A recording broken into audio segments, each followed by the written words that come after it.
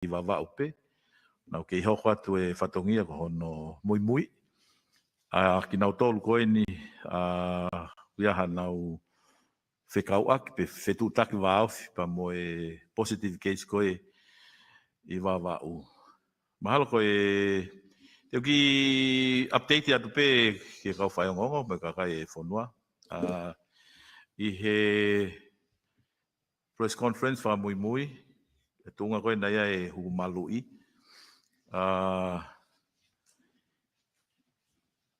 Kei pesete hiva valu e tausi uluaki, valu hiva e tausi koe honoua. Ka oku alu pe fika. Na e toko te au ni mahiva. Ai ka kaina na ua mai o huhu uluaki. Ane awhia. Te au ni mahiva. Toko te au ni maono, na ua mai koe tausi ua ia. Aia koe tahawhe, te au tahawha, na ua mai o whai koe huhu pusta. Aia koe tu koe tai nimi o ku mahino pe ki he potu ngā ue. O ku kapau te mō whakatoa ngai. Lahi ange ki nau tolu, nei te kei ke huhu na nau lava ma huhu uluaki, ya ki nau tolu koe ke huhu ua. Te au ni mahiva, te au ni mano. Ai ku mahino pe lala, o ku whanongo mai pe o kau whanongo ki ho leti o nau lava mai o huhu. Pea kau mo kuongo i he osia te lockdown koe ni e hiti pe ai pesete hive hiva ia he huhu uluaki. Pea e au pe o pesete hiva ngo fultupu ia ai huhu koe ni hono ua. Koe tunga koe kuia e pustahe tai nimi pe koe huhu whakalahi. Ku osi ngahi hotspot, ku osi lava lele ia piri, sopu, waini, kolomotua. Koe ko sopu, ai ko nau tolu koe he ngai hotspot koe kamata mai ko osi lava lele ngā wiki ai ke huhu whakalahi pe koe huhu pusta. O ko si ngā ue mo kau ngā ue he lere atu he weekend koe ni e nau nofo ke whakama opo opo ai ki nau tolu o tu la vea ngofua. Kau tolu leke reka ta ua nonoa whai ki olunga ki nau tolu o ku huesia whaka e sino ki nau tolu.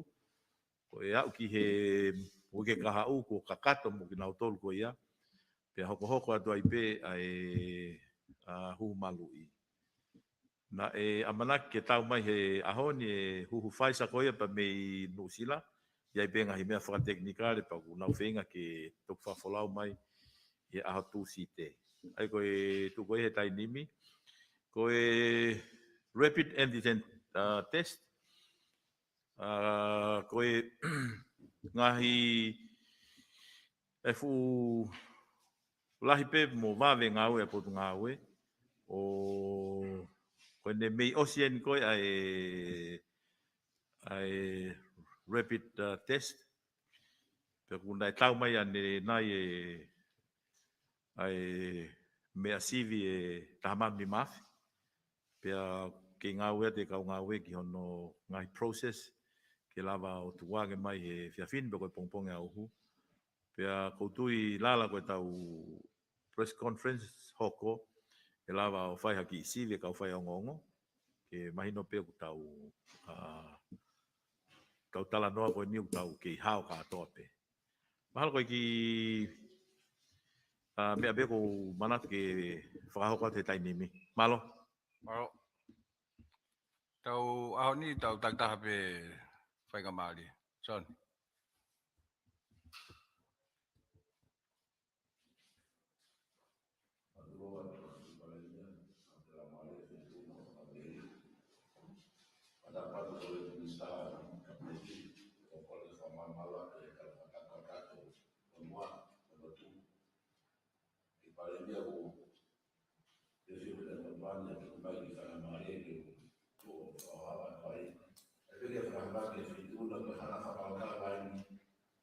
Transparency is feituna ke whakata, ke feituna e apoho kakai o malto kau whai o fumaha tuku, mahu ina au tuku e kotuai, o mai whanamari e no whai a whenui ka me tāna.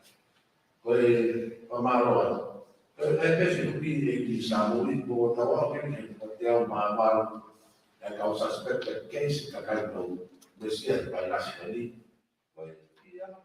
tu ke whamala ala mai, koe toko teo mawalo kua ni, koe ola tamaki peia o fwoi toko ua koe ne ulak fufua mau he virus, kono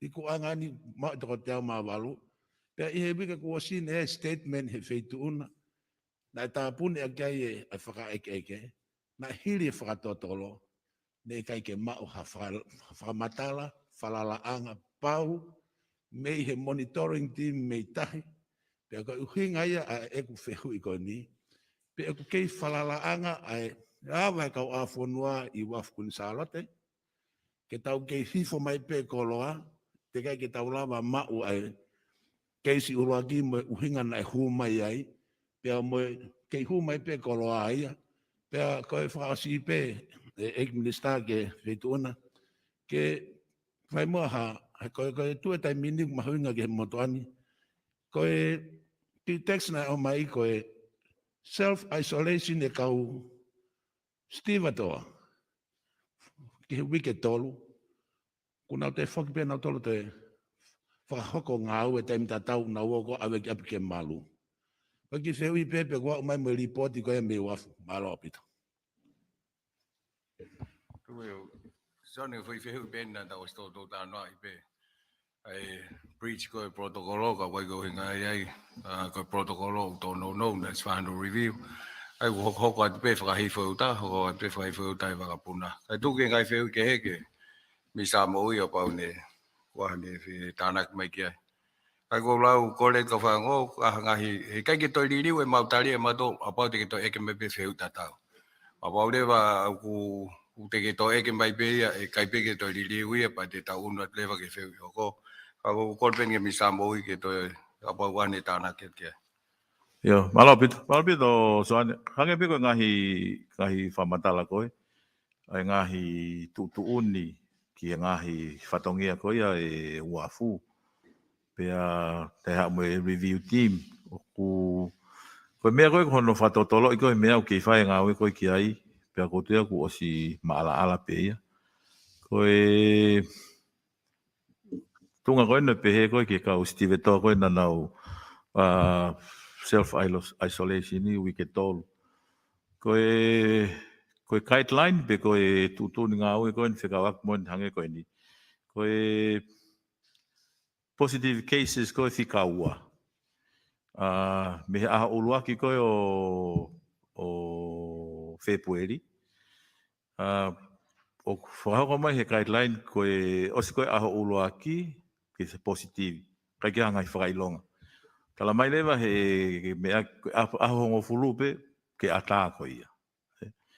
Ka mau tānak pe mau tolu ia e mea koe osi koe aho e hongo fulu mau hanga lewa o whai ki sivi ai ke mau sio pe. Ai koe sivi koe keisi whika ua ia o ata ia he ahoni. Tukuange ia he ahoni koe ke toi mea os mahi noia ku negativi. Ai koe ngahi proses koe ku pau mau koe positive koe waha tai mieni. E tauhi ai koe, pia ki mua, koe whakata koe pau ke whakata he pot ngā oe, mātunga. Ai ko ka pau hange ko whamatala, koe ai osia wike tolu ku whoke hata, o ko mau nofo pe mau tolu he whai ahonga fulu koe o mai he tutuni, he ngai whonua koe una osi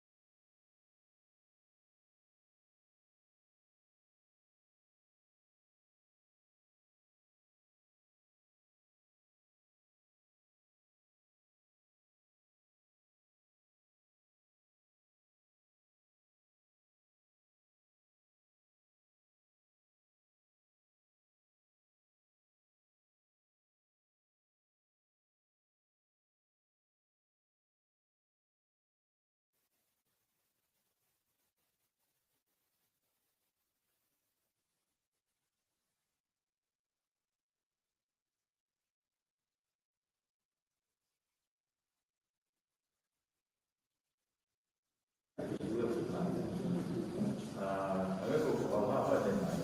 Eu coloquei, também vou falar, eu fui tahu. Aí ele fala tudo na referência que eu também aqui, não há pouco muito, depois de mau mês, depois de mês. Aí ele foi família olhar. Kata orang yang mau tinggal di tempat minor di Kapal. Itu kita punya primary contact. Pada nopo sisi muatan kalau nopo sudah baik.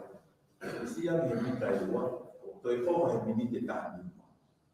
Kemudian kita yang kami buat dia lebih hati-hati halal di pulau Oma.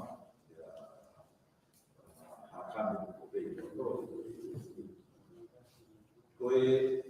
Ngai family ko ni hale ko ni ta fa he o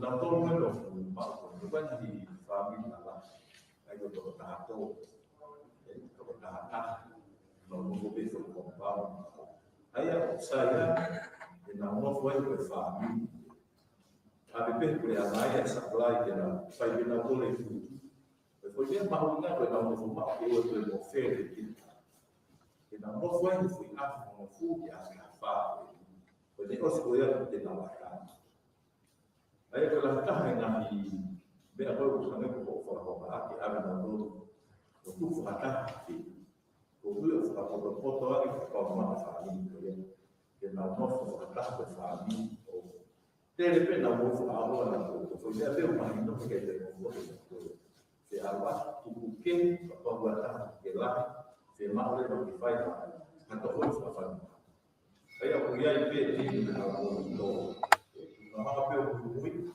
ana ndo fafanya na hapo kwa fahamu kwa totia fahimu kwa atari kwa fahamu kai na hapo kwa ila na tawaide famili na fahimu na kei kwa mfumo wa tayari kwa kuitoa kwa usai. Itu yang kita ini kalau itu, orang kamari itu, apa tu foto mungkin kita mau foto itu, boleh pasta itu kan fun. Kalau kamari kan fun di kita foto itu adalah kalau kalian kalau facility itu boleh anak dengan facilities, kalau wifi kamari sudah tu positif. Karya pemakai dan mengukis dengan facilities yang berkuatan apa yang luar dari yang mau ini akan mampu menerima pada positif five of family dan ibu-ibu di family kalau ibu itu positif di family saya mengakompani dengan perkataan ini fokus perkataan itu nak kaji untuk mau itu untuk positif itu family dan tokonya tegak dengan facilities o maka kantor que mau que pudiera no apa que mau dar de algo apa posible claro como para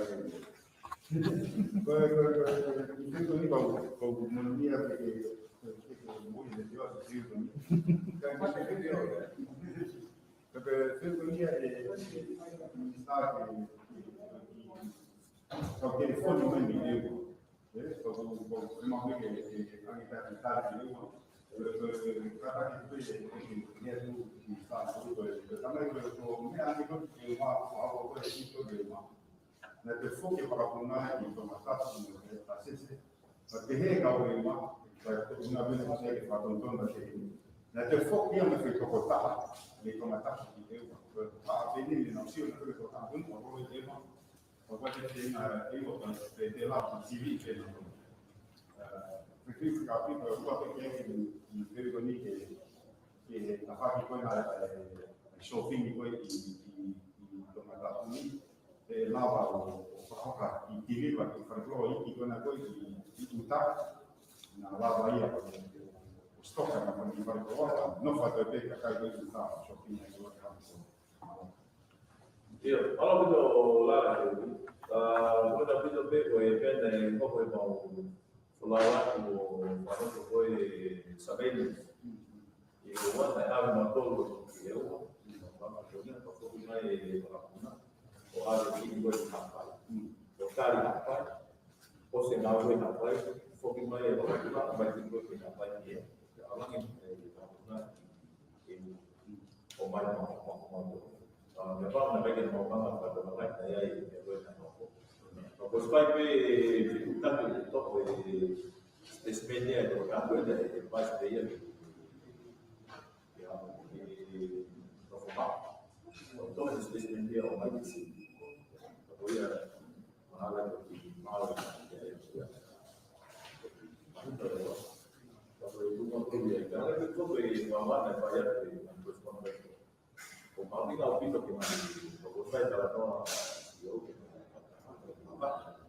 dai apa pola que mais que habis sai na propone lo leva algo va a poder la utopía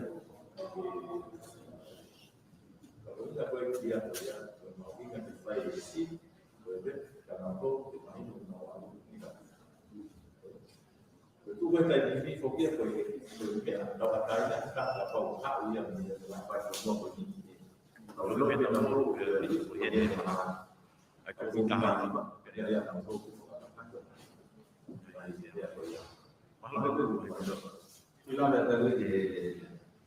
stoka ko ngai fal ko ka fa kau fu ne sa ta pe ka wholesale te lau ame pe ki tok ke fa ta pe license ne me le mo to ta ko he ka kai ata pe ke nau fa stoka ko ngai fal ko lo ki mo he tu ste mo ka fa lai pe nga tai me ka ko fa kau le ke stoka ke nau no fa to nau ko lo so ping ya o ga pe ko lava mai e fili so tu page te at pe hamu foi tak ta ha pe ho foi fe hui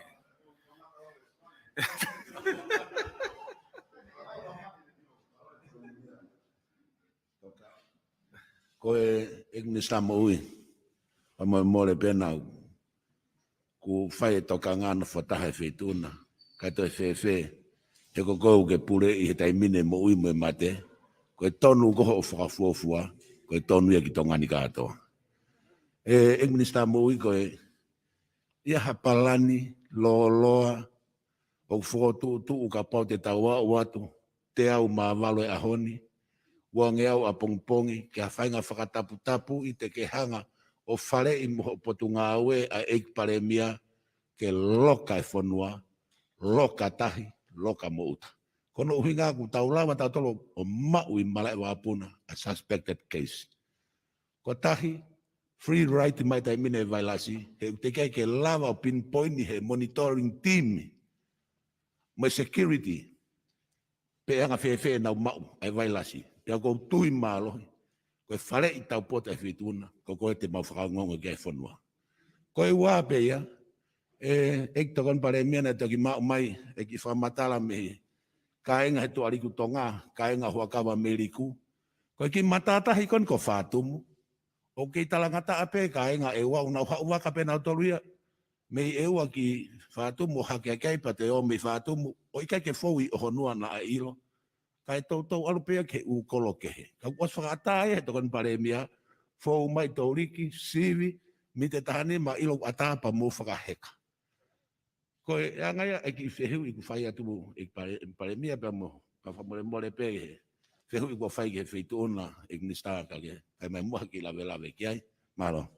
Iyo, malo pito sane whehu i rei ko e ni, koe ha e palani pe whakotutu e potunga aue, he sio koe ngu hiki to e fika. Sai. O ku mahino pito pe ia, pa ku osi mahino i pe potunga aue, koe kamata koe no mau, moe natula koe o e omikoloni. Koe teo tā, ka pau e mau kita, koe whakafuafua te lava te whakapipihe ai whakautua ki hatoko tolu kehe. Ai koe ratio, koe taha ki he tolu. Koe omikoloni u taha ia ki he fitu. Aka pau te puke, e te lava o toe lava ki toe toko fitu kehe, ke mau mea kita. Sai ai ku mahino e fo i mea e koe e alu ai tuunga ia o i puke pe koe fika koe o nau mau o toe lahiang. o si ai pe fetu taki pe mo hange ko ngai facilities ko na tala no at ataia o skole e potunga oe ki astederia ai mobile field hospital pe ko e fale mahaki ia o ku hoko ko ngai me ala lahi pe fotu ha ke pe he time ko ia mau no ngahi nau ai aku franga ke o mai ai fale mahaki pe he ia e tolu fanki fale mahaki iki mo fale mahaki lahi ko e uhinga ka pau e alo lahiange o ku malawa pe o tokanga iki nau tolu ka koe osi koe ne ngahi savea ko eni alu koe ai fika pe mo e tuunga koe huhu malui o ku mauongo i pe o fai pe tau tolu e sihova pe ko tui au he ka kia uha taimia te tau loka tau tolu. Hange koe whakamatala me whakamalanga koe ki mua. Koe taimia nia ka tau tolu ke tau teu mo ako i ki tau tolu. Ke tau lava pe tau tolu o nofo mo i omi koloni pe koe ha whainga whakoutua ka pau te tau mui. Ke ngai tu uni. Ai koe whakakaukau mo iangai ai sio e potunga oe ia. Koe osko ne lockdown ko e ni, koe hae tuunga koe e mau mai he ngahi sivi ko e ni mo e toko lahi. Mo i kai pe ke ai ha fika ia e toko to whare mahaki. Ko tui, koe me eia ke tau whai soane he ngahi aho ka hoko mai, pa mo e kau miti ia. Ko hono whei ngai mai. Ai toko... Tahawhe ni mangeau ni menima koe utoi koe ke huhu ulu aki, ke huhu. Koe valuafe whangeau fitu taha koe ke huhu ua, ke huhu. Otu koe mea pea te tau mateu teu ai, koe mea ia koe ki he tau pehe tau tolu e hawhanua e pesete te au e ne tokanga ki ai. Pea koutu iau o ku ton ke mahino ke kakai whanua. I he fika koe o atu koe he ahoni. Tika ke hataha ia e whe mau ke alo toko te whale mahaki. Ai ko tui ko e mea maho ingai ka tau tolu i he whehui ko e ni. He kai peke ha whanua ia e mateu teu wheunga ki ngai whatamaki lala. Hange koe ni koko. Ko au ia ko whamalo au ia he ngau e koe ni ko whai ke huhu malui. O tau pehe o tau sayang e he ngai whanua na e tōki ai. Pa o tū i soane mahalu pe o ku mahino pe tari ato whehui.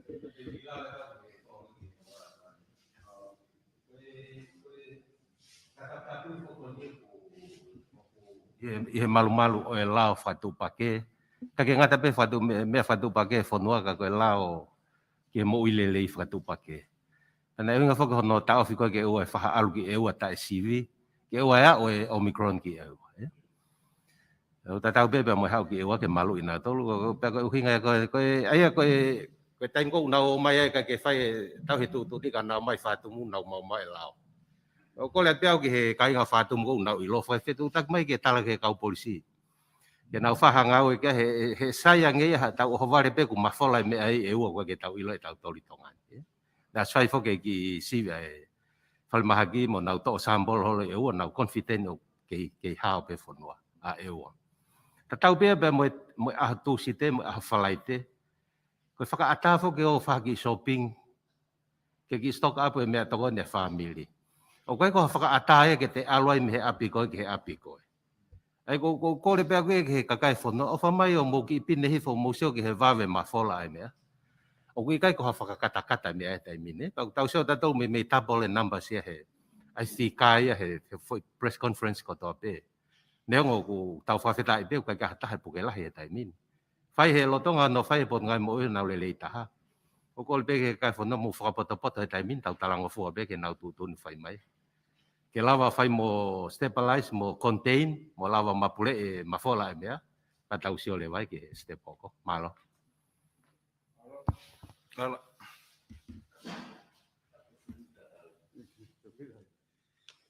Eiki minister, ko ki kore wha mori atu, ko whihui ko nini o si whakahoko atu he mate koe le tio.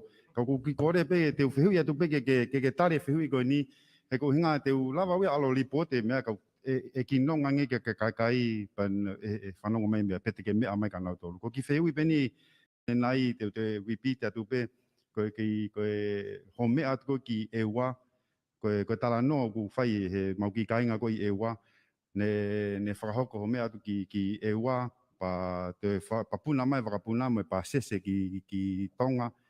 Pa te whokat koe whakapuna ko ki e wā ne hifo e toko taha ia ki e wā. Koe whehui ko ni ke tūnga ni ai toko taha ko ni ki mua ne tū tatu ko ki e wā he ku ongo e wā na aha taime te ke toi mea atu pe ki e wā o whakahoko CV ko ki e wā.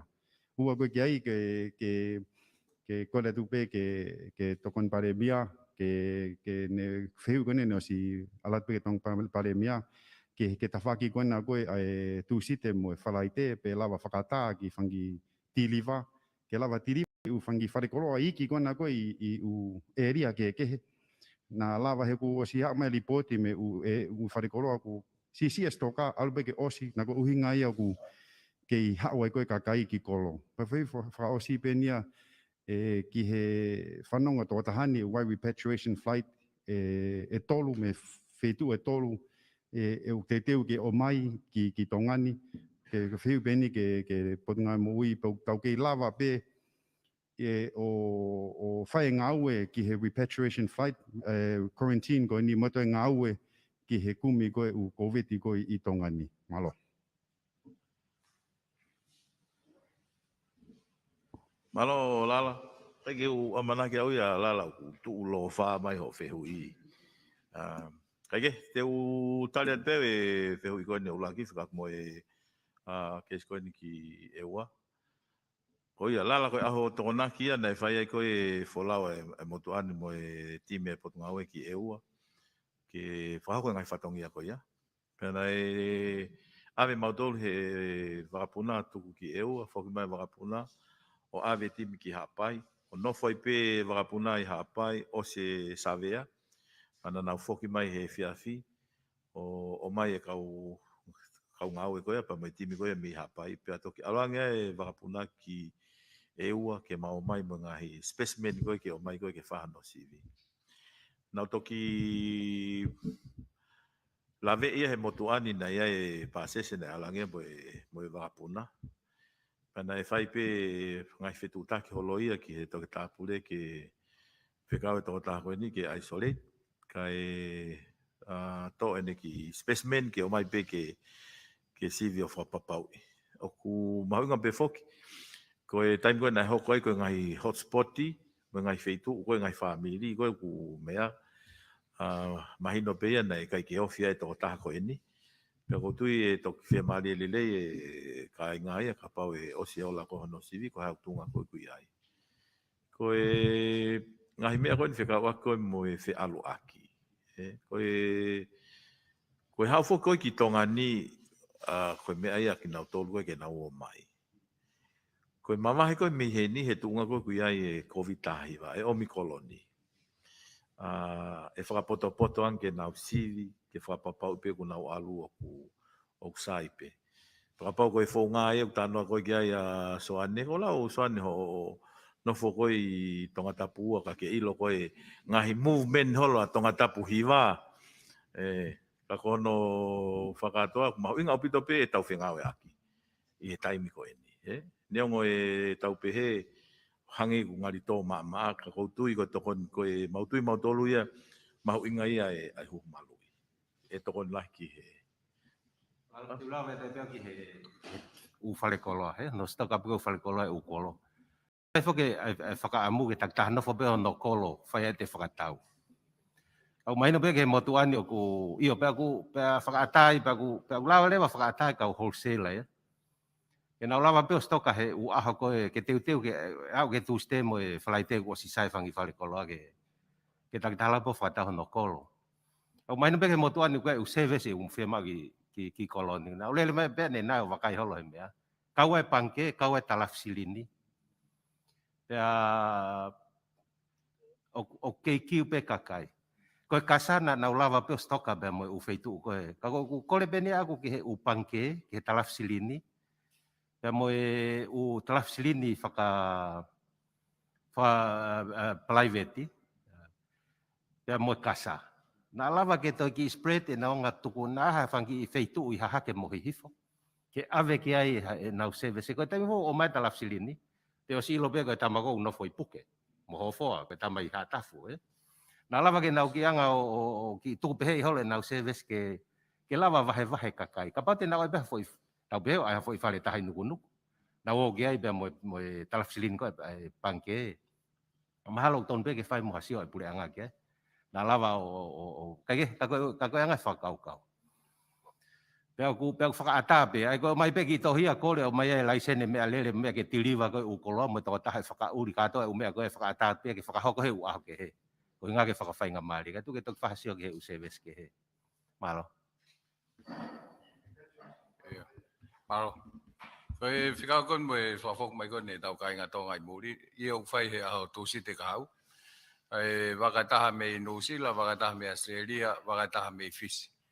Aia koe Fiji, nau nofo tō rahi, ko ngā kon ki nau tōru kon, ko mei tau taha e nau stranded kon ni Fiji. Ko New Zealand, ko tau kau mahaki kon, na e refer ki New Zealand, pa ko nau whok mai mo nau wahi tau hi, tō rahi taha ia. Tatau me tatau pe pa mo Australia. Ai whengai pe ki hawhika e lawa pe o manage, koe ke whonu e waka, ko ngā pe koe hau whātaha e tai me ta. Pa koe ti tera, te tukuange ke minister, pa mo CEO, ke nā toki whahoko atua ki konga wawe pe.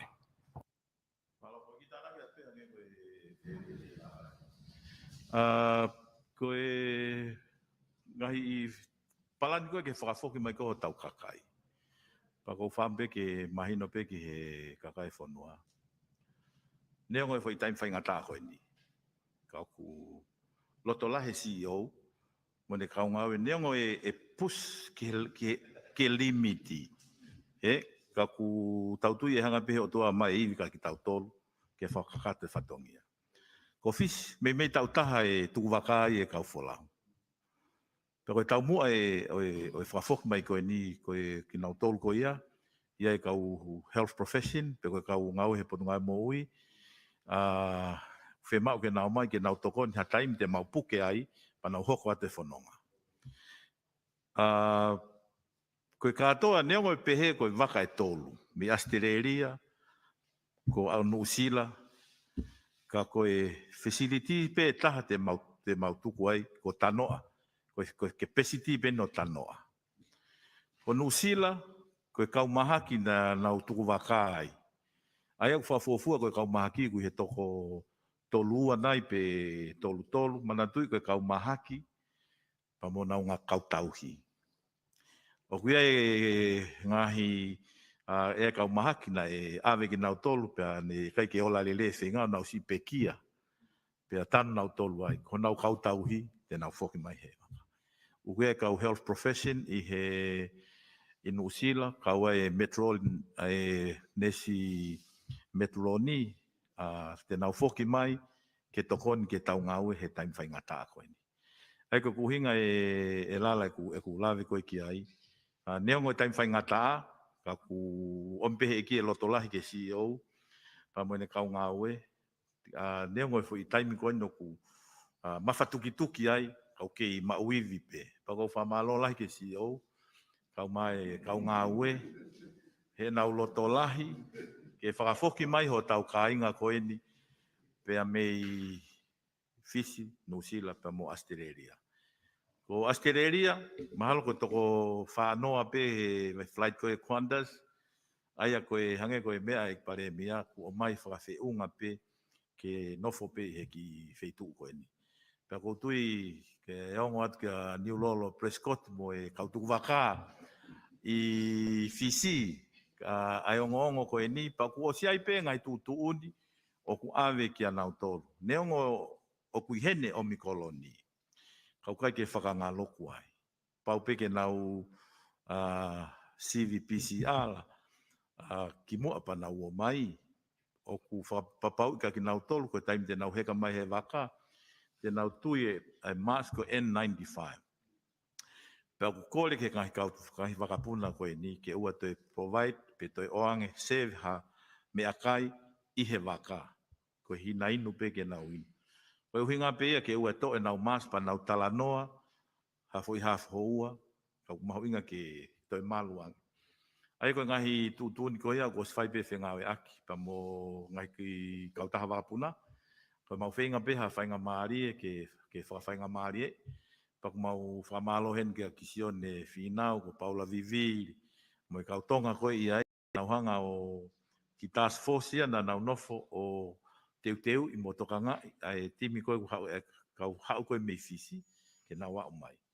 Hai a mahalo koe ki whamatala no pe alala. Study. Hey, go do. Go do.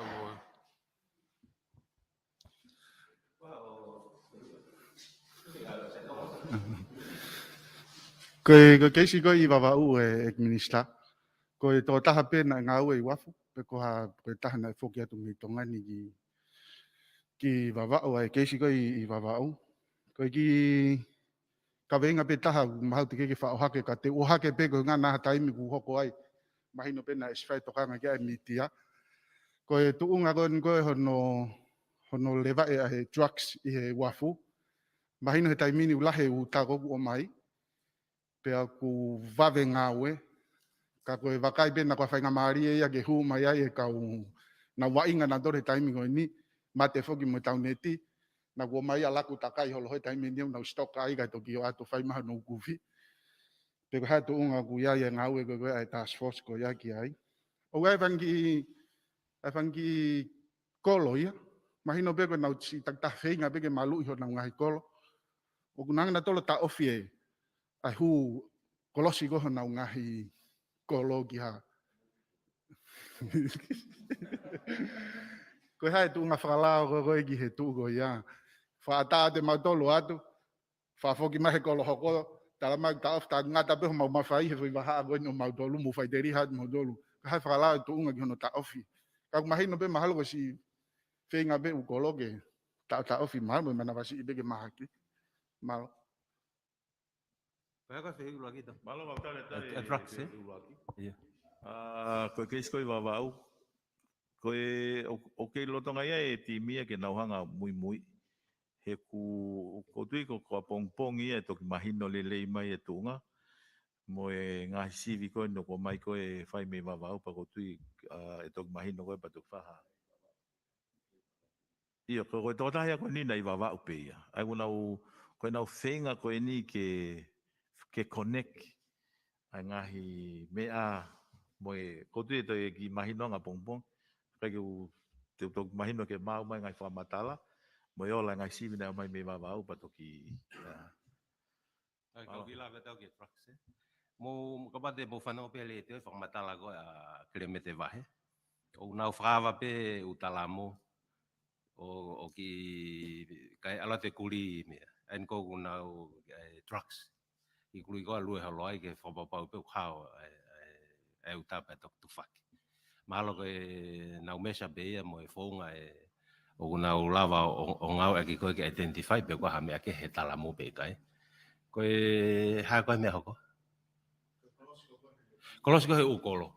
O tatau kato pe ukolo he taimin tau ulifia pe aloanga e COVID he taimin. Tatau pe mahalo e ukolo koe pe koe ke kau whewhanonga ake. Pe mo e kau polis whakolo koe pe ki taimin ni nau ki wātamake eh. Ala te wau pe ke mau kau ngau e mātolu koe tufai ni mo mo me au nau. Atu ia lele mo e kou ni. Kau kole pe koe ke mau whekatake ak pe taimin ni o koe ke te toton ke taktaha fusi ne toton tau whengau e ake he koe Omicron ni o koe ke te pe mai e pe ke ngai whapure anga pe ke. Kau tu toton ke tau whetoko nea pe mo mea i be whok. Nai whaka mawhai I he pilikatia e kau polisi. Ke nau whetoko ni ak mo e kau polisi. Kau I he malu pe o ofisa kolo e ngai kolo ko ia. Ai kau polisi whakolo, kau tui koe taimine o ku. Upe ho mau kolo mau to. Koe ne asbeha me lele fo ui I loto ho koe halalahi. Pau ke toka ngai makehe pe koe ne alugi fe. Kau mo ne au bito. Pagi hene ai atense ne ale kenta mai whakalao pe kai kau mana tui pe he tau laki press conference ko tau tolu. Nai whakamawhai ai he pikatia nai whakamatala tu pe ku. Malo.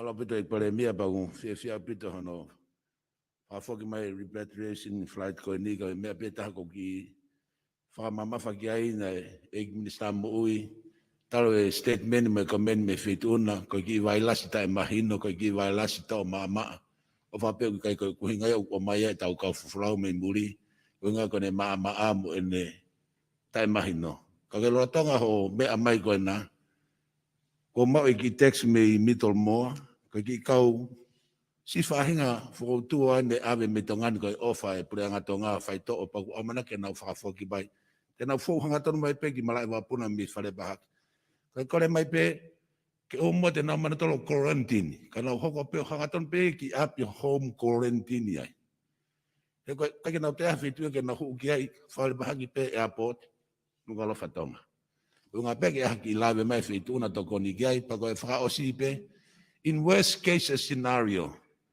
pe e lava e whanua ni o lockdown i hawi ke ua uta tahi airport ka lava whai aha taha whako ia track te mo trace ia e virus ko whai taimi o ke pehe whai an titeki pa mo ata whaluku fua mo toke whakahauko ka mau loka ka atoa e bahi whanua. Malo. Mau tari koe mea ka whi whamui mui a toki tō mai a. Ko e soane koe be ai whaunga ngāu, e koe ki nau tōru nau tokanga e kaumahaki koko mai. Ko pau ke whapapau ia ha siwe toke tāu te ia medically fit, pe unau fit ke nau puna mai wakapuna. Ka pau koe kaumahaki ko ia ku nau ose nau whaitoa, mai no te nau lava, ko ia te nau o mai. Ka pau koe ku ia ha kaumahaki u ki ia ha nau toenga nau whaitoa ke whakakakato, te nau nofo nau tōru. Aia ka pau koe e mahino mai ia o ku o toton foi ke nau fetu taki mai nau tōru ki he potu ngā oe ke he ngahi mea koe nau whahoko. Ka ku o tuku pia oia ke he CEO ma mea ke nau whae fetu taki ko ia. He ku maho inga o pito pe ai koe hono whafoki mai koe ne kakai he no maho inga o pito ka mau tōru he tunga koe tainimi. Ko ne lava ko ia o whakahoko lelei mo whatokanga iang e kau mahaki te nau mai, e kau tōle tekere, kau mahunga pito ke tukutaha e mau tokanga, pa mo mau whakaukau ke anau tōle. Ka osiang e foi aho taha nima ko ia, manduku o holoki, me e hui ke tolu o wike uani he tainimi. Osi ko ia. O ku i he tuunga ma whawhie maari e.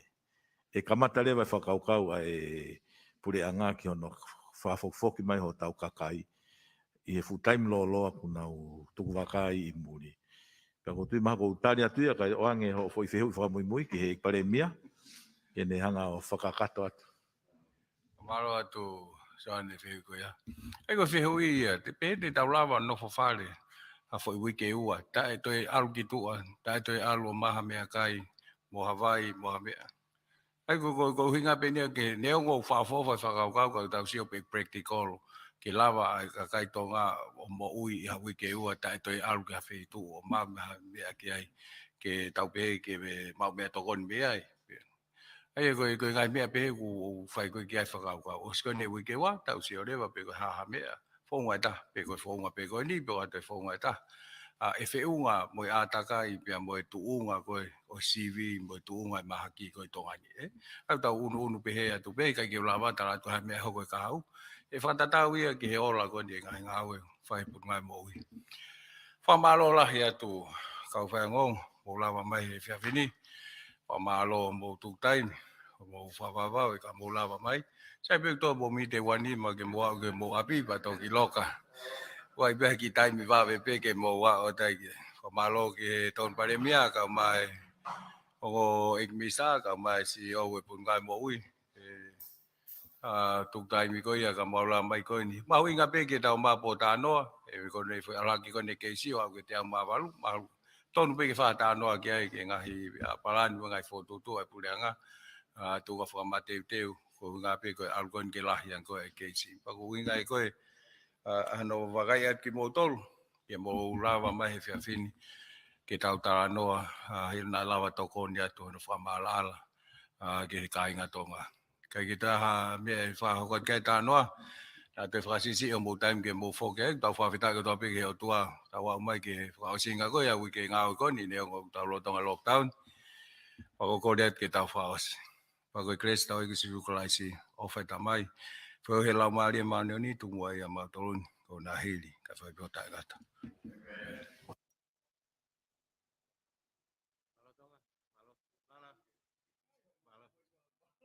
Malo.